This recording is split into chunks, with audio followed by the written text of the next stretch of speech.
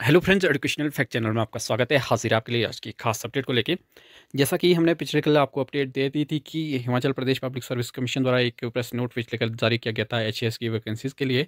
उसमें मिस्टेक थी आपकी डेट्स के रिगार्डिंग, ईयर 2024 लिखा था, थोड़ी देर बाद वो अपडेट भी कर दिया था उन्होंने।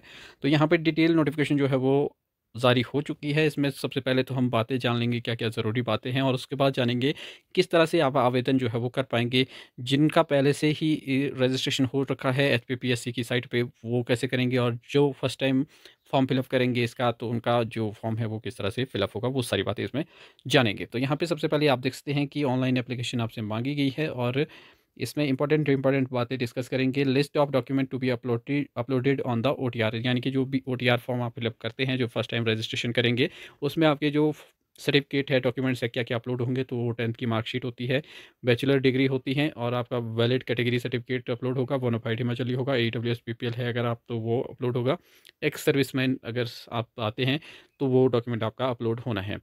बाकी पोस्ट डिटेल की बात करें तो वो हमने पहले भी डिस्कस की है, एक बार और कर लेते हैं। पर्सनल डिपार्टमेंट में आपकी एचएएस की वैकेंसी है 2, और आपकी बीडीओ की 9 है, और आपकी जो रेवेन्यू में तहसीलदार की है वो भी 9 है, और असिस्टेंट कमिश्नर की जो आपकी स्टेट टैक्सेस एंड एक्साइज में है ये 10 वैकेंसीज है। इसलिए इस तरह से की आपकी 30 वैकेंसीज हो जाती है। एलिजिबल क्राइटेरिया की बात करें तो सिटीजन आप इंडिया के होने चाहिए, पहली बात। दूसरी बात आपकी ग्रेजुएशन होनी चाहिए, बाकी ज़्यादा इसमें कुछ मांगा नहीं गया है।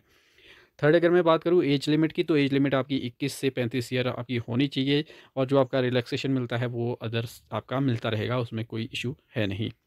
नेक्स्ट आपका आगे इसमें इंपॉर्टेंट बात करिए अगर, तो एग्जामिनेशन स्टेशंस और सिटीज़ आपकी रहने वाली है बिलासपुर, चंबा, हमीरपुर, कांगड़ा, धर्मशाला, पालमपुर, कुल्लू, मंडी, शिमला, नाहन, सोलन, ऊना और सुंदरनगर में आपके एग्जाम इसमें होंगे।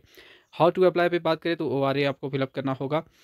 तो वो कैसे फिल करेंगे वो हम आपको बाद में बताएंगे। यहाँ पे नीचे दिख रहा होगा आपको सेकंड पॉइंट पे, ओटीआर आपको वन टाइम रजिस्ट्रेशन करनी होगी, तो वो किस तरह से करेंगे वो भी हम आपको आगे बताएंगे। आगे इसमें बात कर लेते हैं एग्जामिनेशन फ़ीस की। तो एग्जामिनेशन फ़ीस मेल कैंडिडेट और जनरल के लिए आपकी 600 रहने वाली है, और आपका कैंडिडेट ऑफ अदर स्टेट्स के लिए भी ये 600 ही रहेगी, और male candidate SC ST OBC other category वालों के लिए 150 फ़ीस जो है वो रहने वाली है। और बात करें एक्स सर्विसमैन की, तो यहाँ पे उनको कोई फ़ीस नहीं है, और ना ही कोई फीमेल कैंडिडेट्स के लिए फ़ीस ली गई है। बहुत ही अच्छी बात है। रीज़नेबल जो फ़ीस है वो ली जाती है एचपीपीएससी की ओर से, ये भी अच्छी बात है। जनरल कैटेगरी थोड़ी सी ज़्यादा है, चलो कोई बात नहीं। अब क्या कह सकते हैं। मोड ऑफ पेमेंट की बात करें तो यूपीआई के माध्यम से, डेबिट क्रेडिट कार्ड, ऑनलाइन, यानी कि आप किसी भी माध्यम से पे कर सकते हैं। और बात करें अगर आगे इसमें कॉल लेटर्स, तो आपको पता ही है वो आ जाएंगे आपको। सिलेक्शन प्रोसीजर की तो तीन स्टेप में आपका सिलेक्शन होगा। पहला आपका स्क्रीनिंग और प्री एग्जामिनेशन होता है, दूसरे आपका मेंस होंगे, और थर्ड में आपका पर्सनालिटी टेस्ट यानी कि इंटरव्यू जो आपका रहता है। तो बाकी ये स्कीम ऑफ एग्जामिनेशन में प्री एग्ज़ाम के लिए आपको यहाँ पे देख सकते हैं कि pre examination will consist of 2 objective type papers, इसमें मल्टीपल चॉइस के होंगे। तो ये आपको पता है, जिसमें आपका maximum 400 in the subject of general studies aptitude, ये आप डिटेल में पढ़ सकते हैं। वो हम बाद में भी इसको सिलेबस के साथ डिस्कस करेंगे।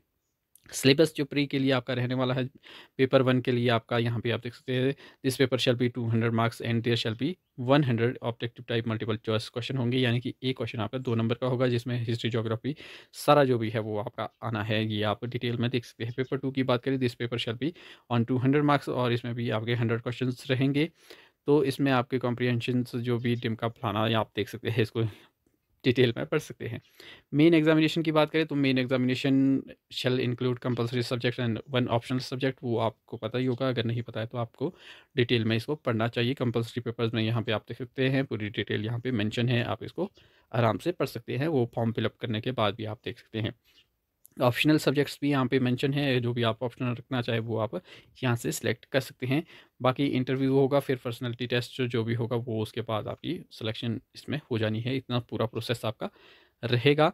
बाकी इसमें अदर कंडीशंस भी हम ज़्यादा नहीं छेड़ेंगे इसको। तो ये सारी इसमें मेन बात थी। बाकी अब आएंगे हम कि किस तरह से आप आवेदन जो है वो कर पाएंगे।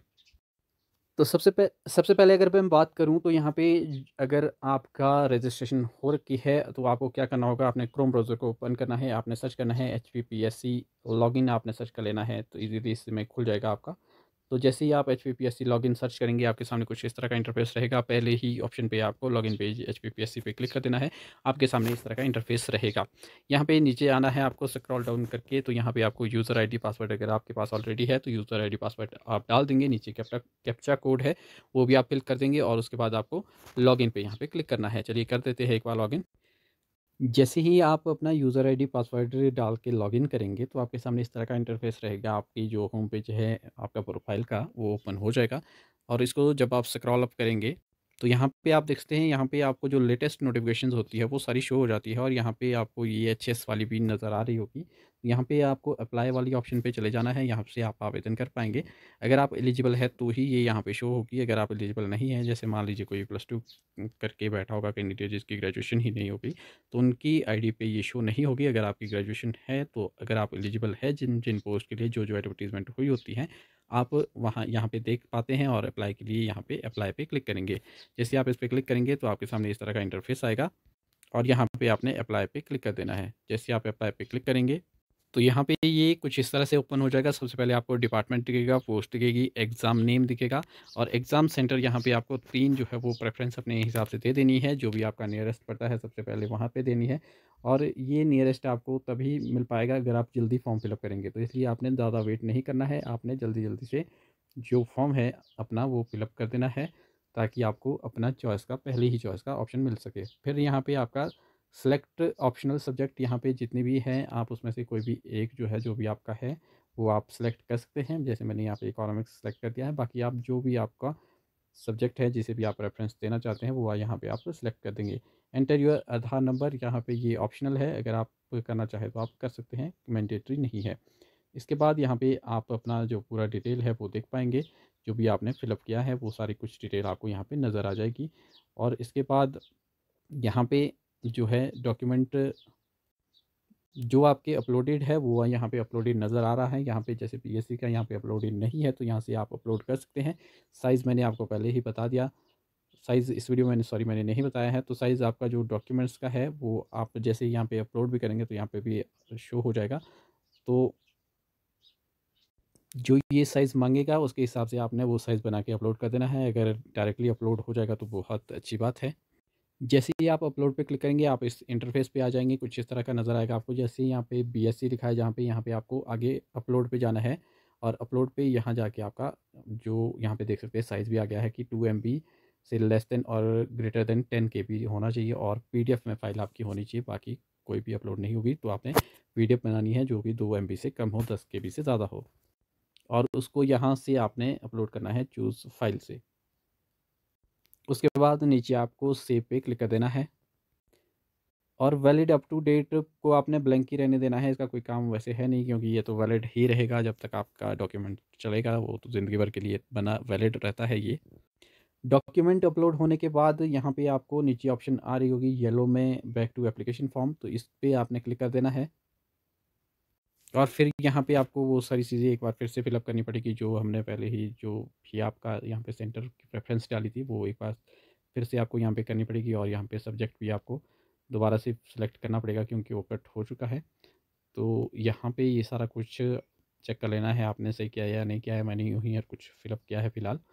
तो इसके बाद यहाँ पे आप देखेंगे कि ये सारे डॉक्यूमेंट्स अपलोड हो चुके हैं और यहाँ पे I hear bye declare that पे आपने क्लिक कर देना है और यहाँ पे आपने सबमिट जो है वो फॉर्म को कर देना है। सबमिट से पहले आपने अच्छे से फॉर्म को देख लेना है ताकि कोई भी दोबारा आपको करेक्शन करने की ज़रूरत ना पड़े क्योंकि सबमिट के बाद बहुत सारी चीज़ें ऐसी रहती है जो चेंज भी नहीं होती।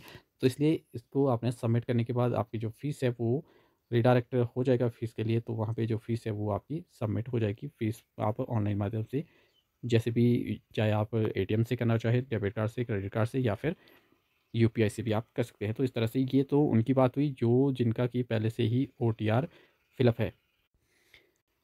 अब जिनका ओटीआर नहीं है यानी कि वन टाइम रजिस्ट्रेशन जिसकी नहीं है, जिसके पास यूज़र आईडी पासवर्ड नहीं है अभी तक, तो उनको पहले यूज़र आईडी पासवर्ड बनाना पड़ेगा। तो अगर मैं वो पूरा प्रोसेस आपको इसी वीडियो में बता दूँ तो ये वीडियो काफ़ी लंबी हो जाएगी। तो लेकिन क्योंकि सभी को इसकी ज़रूरत तो होगी भी नहीं, तो जो वो कैंडिडेट है जो ओटीआर करना चाहते हैं तो उसके लिए अलग से वीडियो मैं अपलोड कर दूँगा थोड़ी देर बाद में।